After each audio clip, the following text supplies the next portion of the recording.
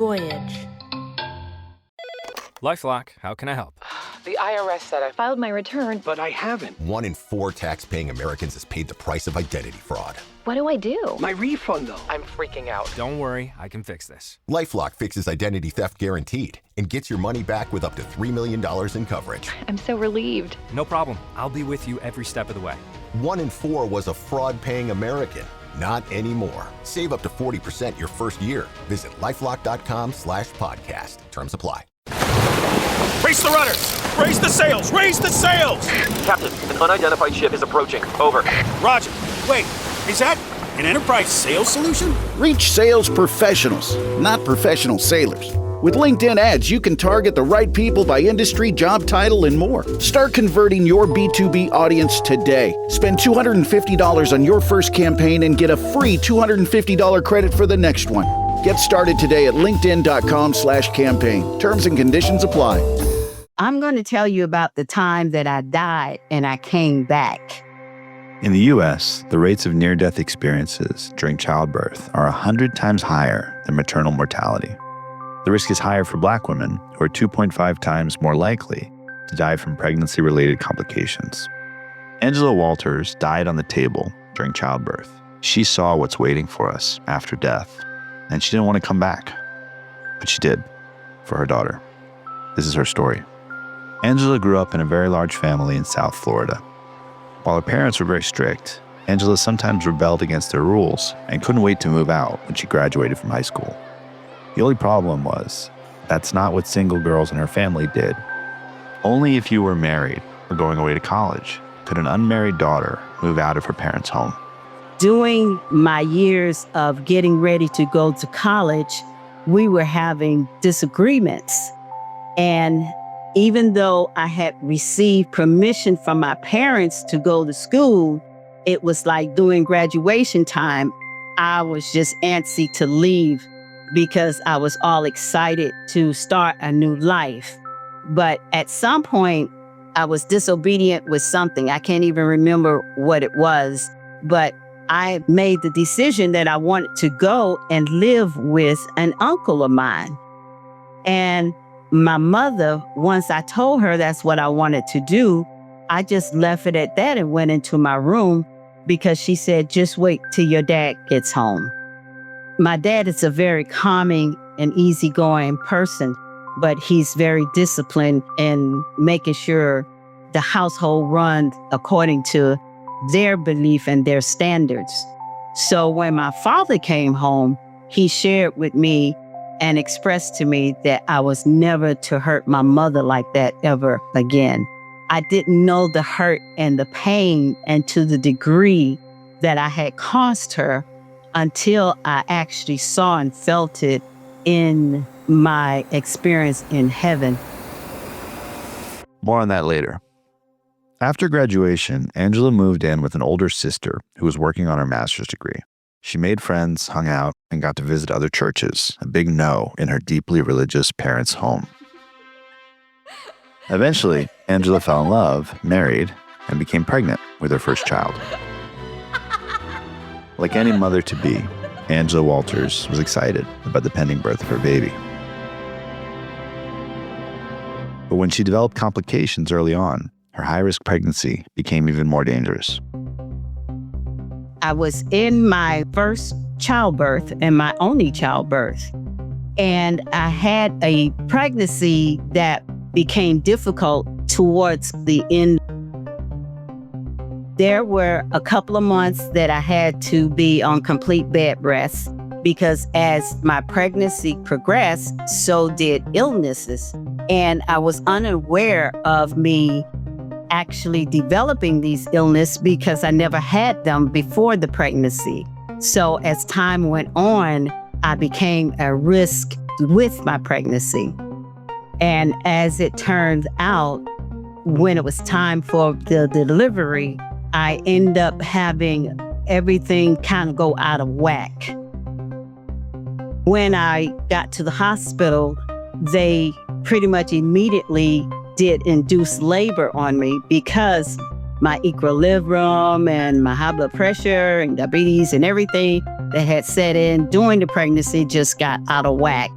and it got worse. So it wasn't until after they induced labor that they realized they could not do a spinal tap and they couldn't do a C-section. So I became the very high-risk patient even more so. So when they induced the labor, it was excruciating pain. So all they could do was load me up on Demerol. And in doing that, it was dangerous for the child, in addition to me. But they were hoping that it would calm down everything to whereas I can develop the natural birthing of my child. Angela's labor was intense. During that process, the contractions continue and they were very heavy. And during that time, I ended up being on the Demerol for 24 hours. So my labor was for 24 hours. When it came the time for me to deliver, that's when things began to turn from bad to worse. During her already complicated delivery, Angela learned her doctor was out of the country, so another doctor from the practice, whom Angela had never met, had to deliver her baby. And during that process, after 24 hours of labor and constant Demerol, it was just a very difficult pregnancy and trying to deliver. So I was in and out of what they were demanding that I do. And I was able to deliver my child naturally. But when it came to the afterbirth, I just didn't have anything else left in me. And I warned the doctor that's where I was. I didn't have the strength. I can't breathe. I can't do it. Angela, we need to get the afterbirth out. I'll try. I'll try. That's when I just saw my spirit leave my body, and my body was on the table, and I was just screaming, "Help me, help me." But no one could hear me. My husband was standing right there. I could see people around me, but no one could hear me saying, "Help me, help me." My spirit just began floating. And in that process of floating, everything just went dark.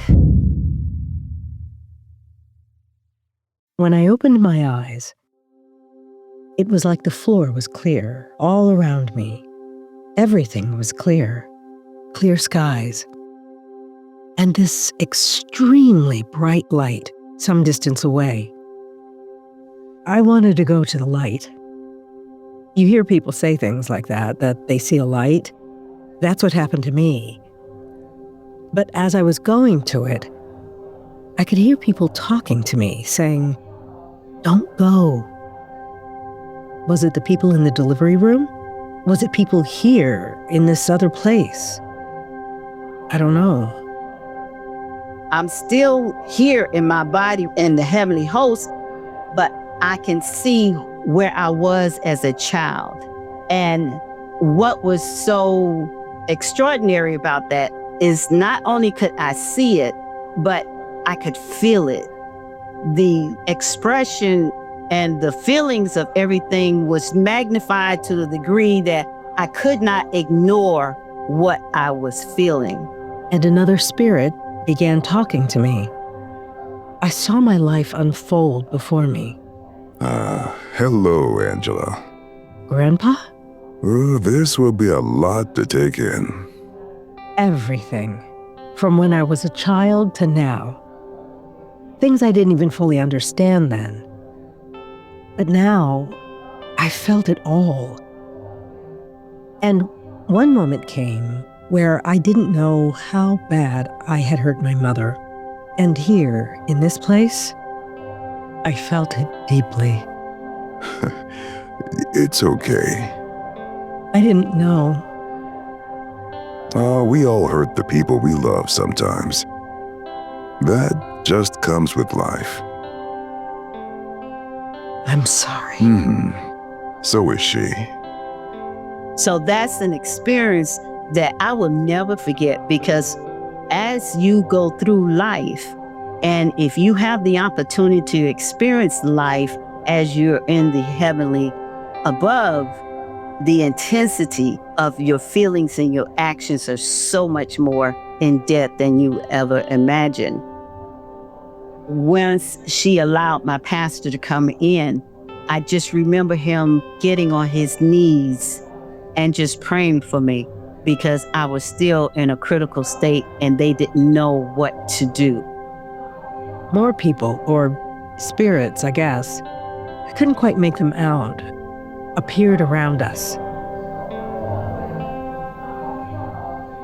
It was a circle of people, male and female, young and old. It was just something about their forms. It wasn't that you saw physical bodies. It was like you saw physical spirits and you heard the different characters of their voices. I was able to determine when someone was older or someone was maybe my age, but I can tell when it was a male and a female and I was in the middle of the circle.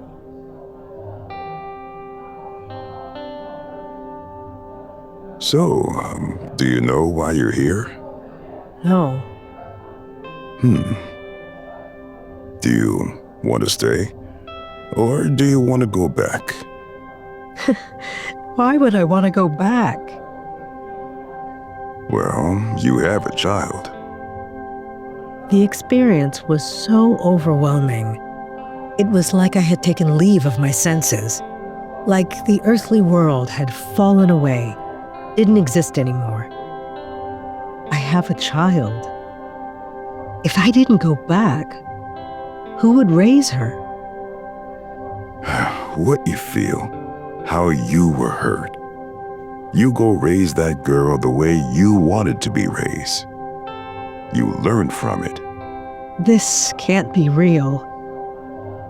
I have to be dreaming, don't I?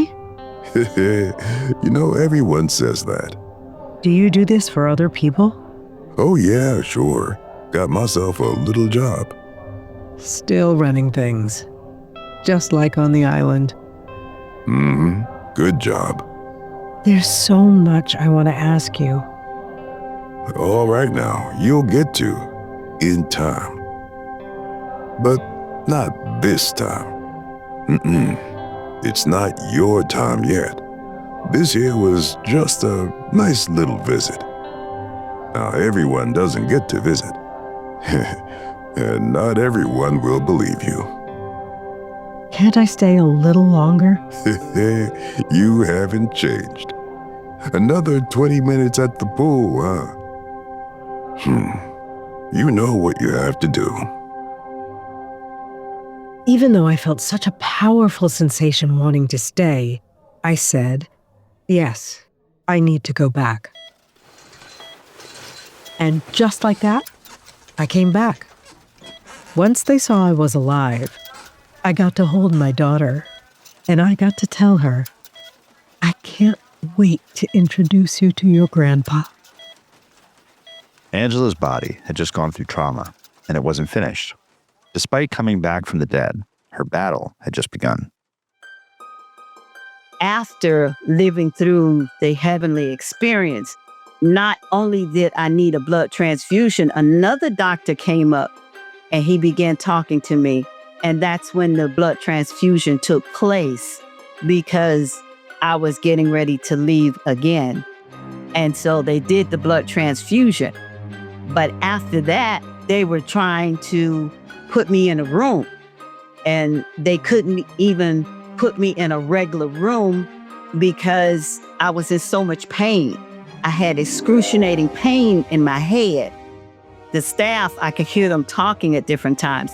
And they were under the impression that maybe I had busted a blood vessel in my head because of that 24-hour pregnancy thing. Angela was in the ICU for several days after the birth of her baby, while the doctors tried to figure out what was causing the pain in her head. Meanwhile, Angela continued to go in and out of consciousness. Dr. Isaac, dial 0. I had a close girlfriend come visit me, and I had a sister to come and see about me because there's different times that people would shake me and I opened my eyes and I could see them. But it wasn't until this one nurse came in and she had a very frustrating look on her face. And she said, "There's a man here that says he's your pastor. Do you want to see him?" And all I remember is shaking my head, yes, because it was after she spoke and said that, I remember it was me and another member at the church that was having babies at the same time. Once she allowed my pastor to come in, I just remember him getting on his knees and praying for me because I was still in a critical state and they didn't know what to do. Through that experience of him being on his knees praying for me, after a while, there was this big sunk that came out of my body. And when that big sunk came out of my body, I could see the person over me. It was a big black hat with a big black cape and big black shoes. And it came out and went over my head. And after that, the pain went away. And I saw my pastor once again. And then they began just administering to me. I don't know what all they did. I don't know how long my pastor was there. It was just an unbelievable event and experience that I had gone through. I knew when that figure came out of me, it was the angel of death, because he was still trying to take my life, and my pastor would not allow it. A few days later, Angela's condition stabilized, and she was transferred from the ICU into a regular room. It was at that point that I actually asked to see my child, because through the whole experience, I had never seen my child. And that's when I got to see my little girl. And she was doing fine, and she was good. Once she was discharged from the hospital, Angela hit her stride, caring for her newborn and her husband. This was her new normal. Once I got out of the hospital, that's when a whole nother different type things began to happen that was unusual. Angela couldn't stop thinking about her heavenly visit or how to tell anyone about it. After coming back, I couldn't talk about my experience very much to too many people, because at that time, it just was not a popular or good thing to do. When you spoke about death and actually experiencing it and coming back, people began to think that you were not normal, that you were having mental issues. And therefore, there were just a few people that knew about my experience, because there was a friend of mine that told me about different things that happened to me in the hospital that no one else knew about.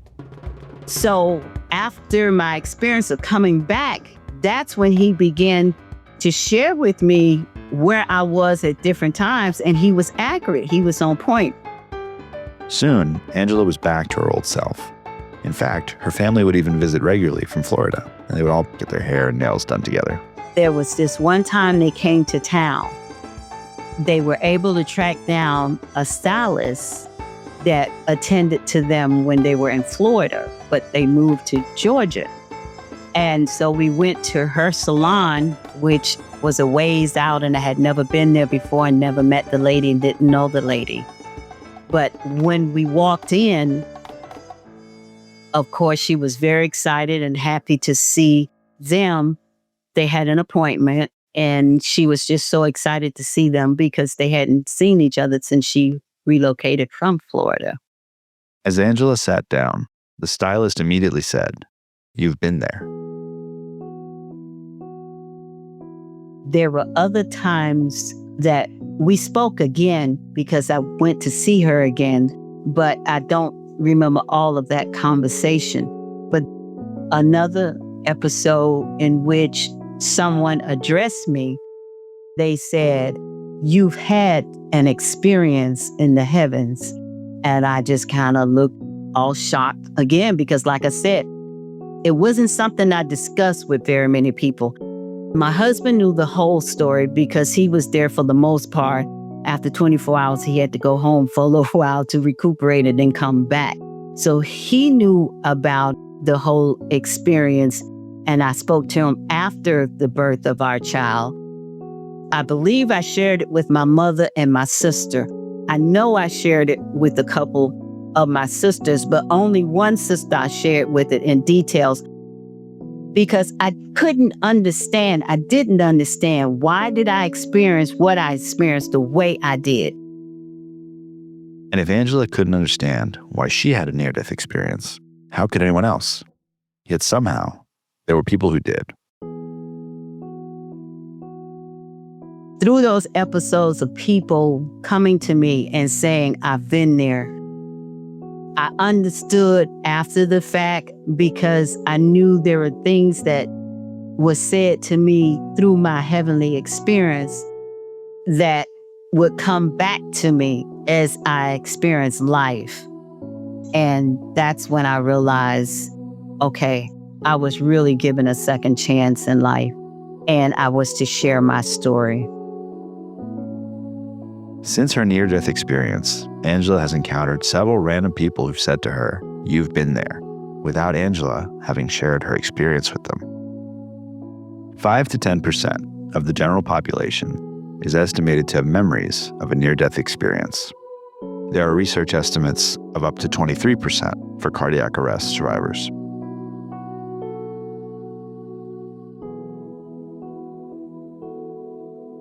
Hope Lives Here is a production of Voyage Media. The series is produced by Nat Mundell and Dan Benamor. This episode was executive produced by Annette Waltress. Story produced by Karen Peterkin. Written and directed by Dan Benamor. Starring Tracy Lee as Angela and Wolf Williams as Angela's grandfather. Edited, sound designed, and mixed by James Scully. Original music by Derlis Gonzalez.